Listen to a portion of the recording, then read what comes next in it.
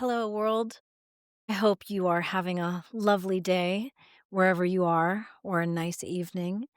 It's about 4:35 in the late afternoon where I am on a Monday, and I have been spending most of my day working on my voice liberation course and doing working with a couple voice clients, and as well as I am in between piano students at this moment. I'm on a very short break, so this will be a short note. But I was thinking about you and I wanted to touch base. I especially wanted to reach out earlier when I was working on my voice liberation course because I was working on the final section of the course, the 7th week. It's organized by 7 weeks. Even though you don't have to do it in 7 weeks, you can take your time, but it's just organized to model how the voice lesson typically works. You typically take 1 lesson a week with me, you practice what you learned, and then you come back again for the following week. And so in the final week of the course, it's called the integration because we take everything that you've learned over the 7 weeks and you put it all together, and there are these exercises, the speaking exercises. I'm really excited about sharing with you. I'm really proud of them because not only are they designed to help you sound better, meaning the words are carefully chosen to help you practice the various sounds that we will be working on and the various techniques such as cadence and breath support, but the paragraphs that we're going to read, they also act as mantras. And I was just so excited about one of them that I wanted to share with you. And so I'm going to read it to you right now. And this is a paragraph that is actually called the integration. And so it's the final paragraph that you will practice speaking in the course. Here it goes. The art of speaking freely demands 3 things: the breath to sustain, the truth to speak, and the faith to keep going. Today, I dedicate myself to this path, not because it's easy, but because it's mine. I feel the depth of this decision in my heart. I believe in the dream beneath the fear. These are the things that matter: clarity, courage, and the commitment to keep breathing through. This is the voice I was born to use. This is the path I was born to walk. This is the life I was born to live, and I will not be silenced. Not anymore. Not ever again. So I just taught one of my beloved piano students who I've been teaching for probably 9 years. She's been with me for a long time, and she's a brilliant composer and very timid performer.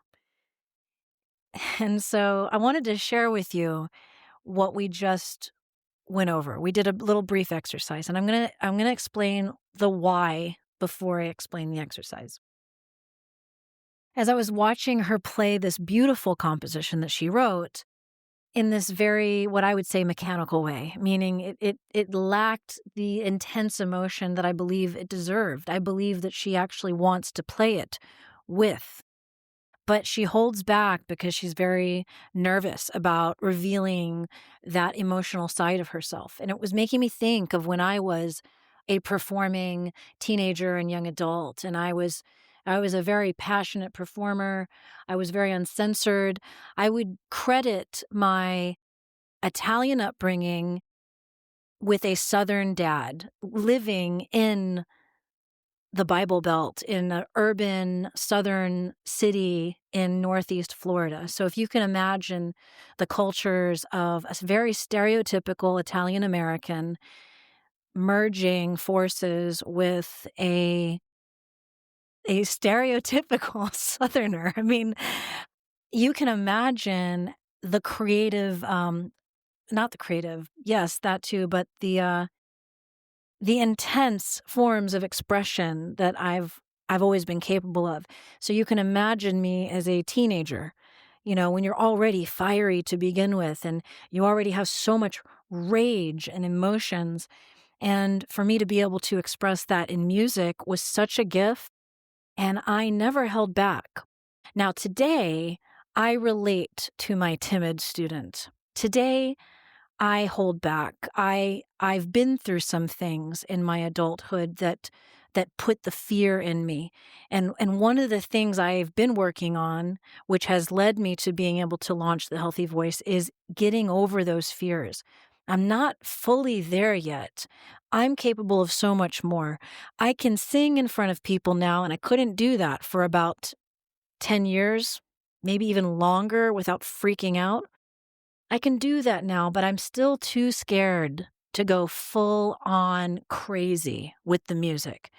And I say that on purpose because as I was just watching my student perform her beautiful music, her beautiful, very emotional music, I kept thinking of myself when I was her age and how I never held back and how insane I was at the piano in front of an audience. I mean, I was just like, to me, I didn't think it was a performance unless you were stomping the ground and filling the whole room with your voice.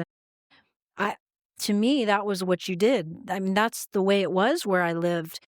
Italians are known for singing big and having big emotions when they speak. And Southerners too. Southerners do not hold back when they sing. They let it all out. They think gospel music, think the blues, and then think Italian opera or even Frank Sinatra and those singers of that era.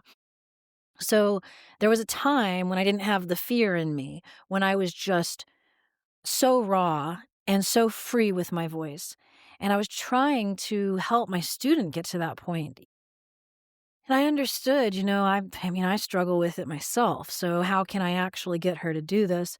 So I'm going to share with you what I shared with her so that you can start thinking about how to get your raw performer to come out. I want you to be able to do what I'm not fully there yet, but I was at one point, and I know what it's like, and I want to see more of this, and I want you to start really feeling the emotions when you sing or when you play an instrument or when you write or when you read your poetry. I told my student to think of her favorite crazy characters from film, and she did not skip a beat. She immediately said Jack Nicholson's character from The Shining, Glenn Close's character from Fatal Attraction, and Kathy Bates's character from Misery. And I was like, what?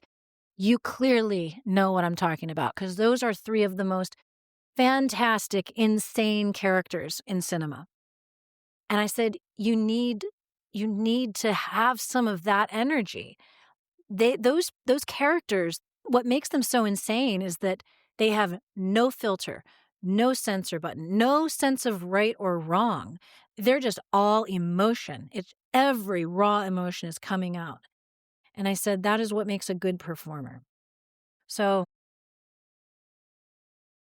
that's what I want to share with you today. I have to go. I have one more student to teach. I don't want to be late for her. And then after that, I'm going to continue working on this voice liberation course. I'm so excited about it.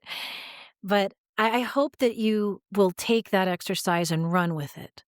And then check out the link, check out the course. I've already got a lot of people signed up, which of course is just fueling my fire even more and making me feel like I'm so happy that so many people are looking forward to this, and it's pushing me to make it even better.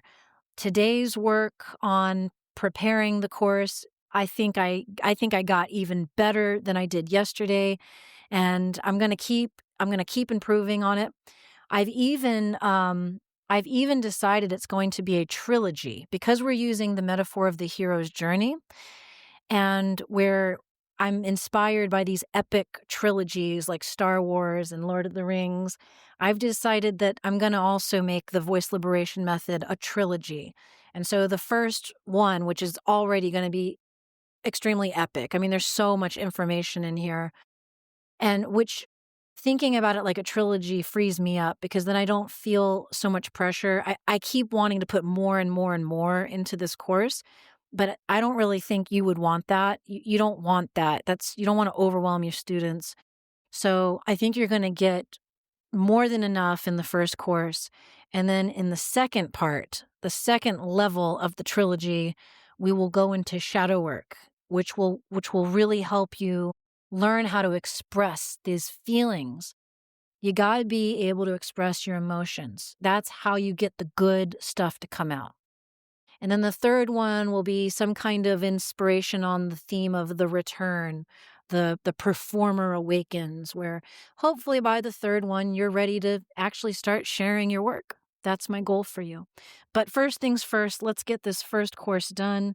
I hope you'll join me. And as always, thanks for listening. And remember to keep going, you guys, because the world needs your unique voice. I'll see you or I'll talk to you in the next episode.